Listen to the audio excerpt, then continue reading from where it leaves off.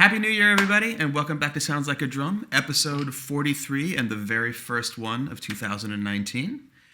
We thought we'd do a little countdown, sort of to end the year and start the new one, of 5 quick things that you can do to your setup to make your life easier, help you find new sounds, and rediscover how fun it is to sound good on the instrument.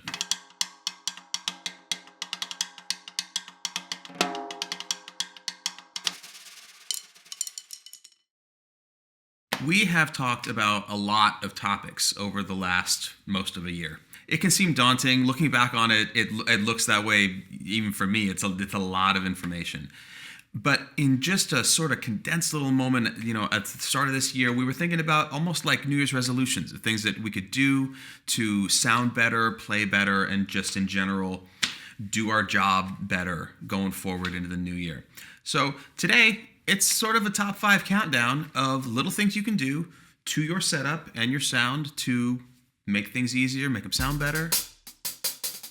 People over-tensioning their snare wires, making them super tight. They either want more articulation, they want to get rid of sympathetic snare buzz, they want more articulation at the edge. So the obvious solution, because there's a knob right there, is to just crank it up.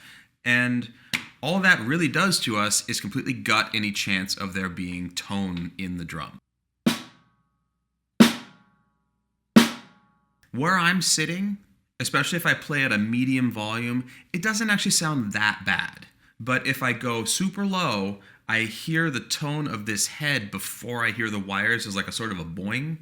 And if I hit it really hard, it feels sort of like hitting a table. It's not breathing at all. And more importantly, the sound's not getting wider as I get louder. It's getting shorter and sharper and kind of hurts my ear. If you go back a couple videos in our feed, you will see that we put 42 strand wires on this drum. They're on there right now, the biggest we could find. And right now, it sounds like there's one wire on the bottom that's just like, ugh! And it sounds terrible, and more importantly, at a distance and in microphones, it sounds extra terrible. Bring tension up on the lugs away from the wires. The outer 3 on either side if it's a 10 lug drum, the outer 2 if it's an 8 lug drum, the outer 1 if it's a 6. And when you do that, you will discover that each time you raise those, without adjusting your mechanism, the snare sounds tighter and more articulate, but it doesn't sound choky. And then you can back off the tension on the mechanism and it will breathe but be articulate at the same time. It's all about understanding the topography of the snare side head and how the wires are interacting with it. Angle of your bass drum. Why do the spurs on a bass drum extend? Why are they adjustable at all? What's the point of that? Well, they pitch the drum toward you or away from you once the pedal is on there. And that really dramatically changes how the bass drum feels and how the pedal reacts when you hit it. And the prevailing idea is that you want the beater vertical at the point of impact. And this is just a matter of like the momentum at the best spot for it to hit the head and rebound off as best as possible. Most of the broken bass drum heads that I've seen, incidentally, in addition to usually being a plastic or a wood beater, they tended to have a really steep impact angle, which is kind of like when you see a tom head or something that's tuned low that's got a lot of pits in it. It's usually somebody mounting it like this and hitting it at an angle like that. This drum has the spurs all the way inside, so it actually rocks back and forth. They are not even touching the ground. And if I press the beater against the head, you can see that it's actually past vertical and sort of angled toward the head. This means that there's a little more tension on the spring because I've pushed farther, and that also the full face of the beater is not connecting with the batter head. It's sort of a clipped angle. So the sound suffers, the rebound suffers, and you're pushing against more tension from the spring. So the adjustment here is not a pedal adjustment, it's the spurs on the bass drum. So I'm going to just adjust them real quick so that the beater is vertical. Now the beater, when I press it into the head, is vertical. There are lots of very impressive, super killing professional players out there who could be more comfortable and maybe less fatigued if they addressed this type of issue. If anybody's seen the JoJo DVD about foot technique, this is pretty much what he says too. It's about having the head vertical, as vertical as possible, the beater as vertical as possible, and then getting the perfect transfer of energy. And of course, for those of you who maybe are just joining us, we have an earlier video from a few episodes ago that addresses this whole pedal setup thing and sort of the relationship to the batter head as well. Moving on to cymbals, listen closely to the overall sound of this.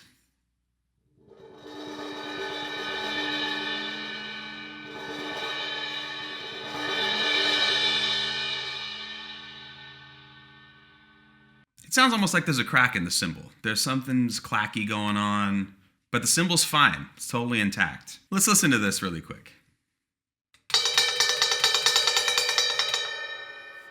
There's no protection on this stand between the cymbal and the metal part of the stand. We have a lot of metal on metal contact here.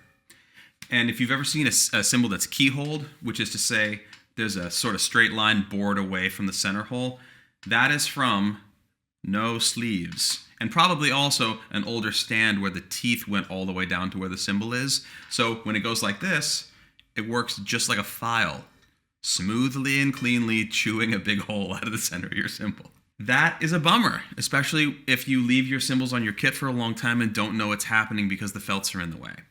So there are a few different sort of solutions for this, but they all sort of center around the idea of installing some kind of plastic protection onto the stand.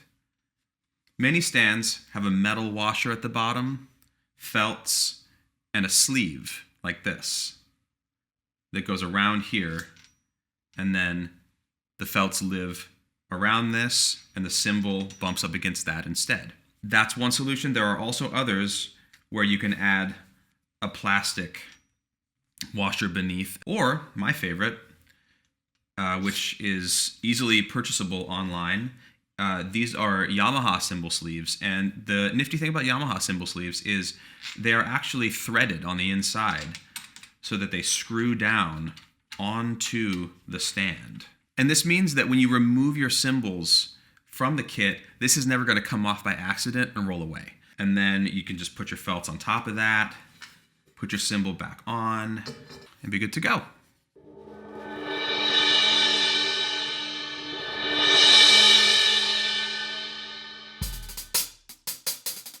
We're talking about two things: clutch setup and cymbal spacing. Generally what I've found is that a lot of rock guys and a lot of kind of funk guys, they go for a smaller spacing because they're doing a lot of fast opening and closing, and they also want to hear the cymbals hit each other when they're playing them open. A lot of jazz guys, I find, go for a much wider spacing, sometimes as much as a couple of inches, because they're looking for, like a lot more colors out of the foot specifically, and also a lot of different foot techniques like that Tony Williams, like splashing stuff, different things like that. There isn't really a right way to do this, but I have an opinion about a place to start, and that is that when you're sitting at a drum set, you want to be balanced between your right side and your left side. You don't want to have one side higher in your shoulders or higher in your hips.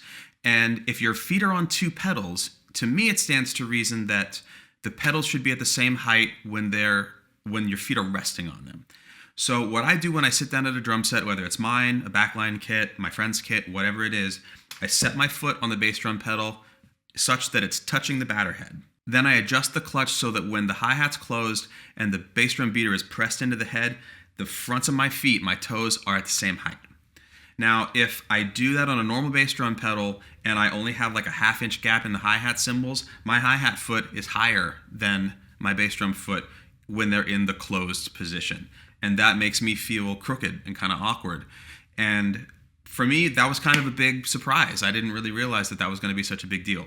If you're going to run a tight spacing, then that kind of means that if you want the cymbals to be quick, you're going to have to raise the spring tension in your hi-hat stand. Not all hi-hat stands have adjustable spring tension, so this might also be a deciding factor for you. On the other hand, if you go for a wider spacing, then in the closed position, the spring is under more tension, which means the get up to open the cymbals is going to be quicker, but also you're not going to need as much force to keep them shut and have them also move swiftly. And that also means that when you're playing the hi-hats, you're going to have a wider set of options for how tight they are, how far apart they are, different things you might want to do with your foot, such as the Tony Williams thing. That's a thing that you definitely can't do if they're a quarter of an inch apart. Now this bleeds right into the other thing, which is about the clutch. How tight is that top cymbal in your clutch? I'm surprised how often I see people play and they have the top cymbal as tight as it will go. I understand that there are reasons for that are feel oriented with the stick feel and things like that, but it also means that you're not ever going to be able to have as washy or loose of a sound as you would if you just reduce that tension a little bit. And in this particular clutch, it's on the top. Different clutches are different. It was very loose a minute ago, and now you can see it's super duper tight. This will promote notey, pitchy stuff in the top cymbal sometimes. It's going to increase the likelihood that you might crack it. It's possible. Or at the very least bend it. So in summation, basically, experiment with matching the heights in the feet. Experiment with spring tension if it's available on your stand. And please, please, please experiment with loosening the tension on your clutch. Not so it's flopping around and uncontrolled, but just see what happens. It might make you happy. Setting up your drums, all of them, in a way that is easy to play and that also doesn't hurt your body and hopefully promotes the life of your drum heads, cymbals, all that stuff. I think the rack tom is the prime offender. Maybe the snare is secondary, but gosh, I've seen a lot of rack toms that are kicked forward like this, almost like a spotlight pointed at my face. This is going to trash your batter heads super fast.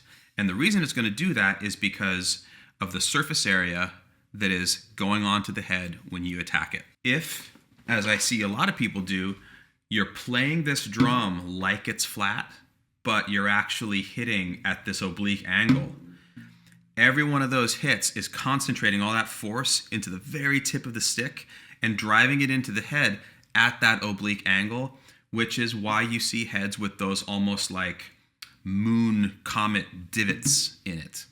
That comes from all that force getting concentrated and slammed in crooked instead of flat.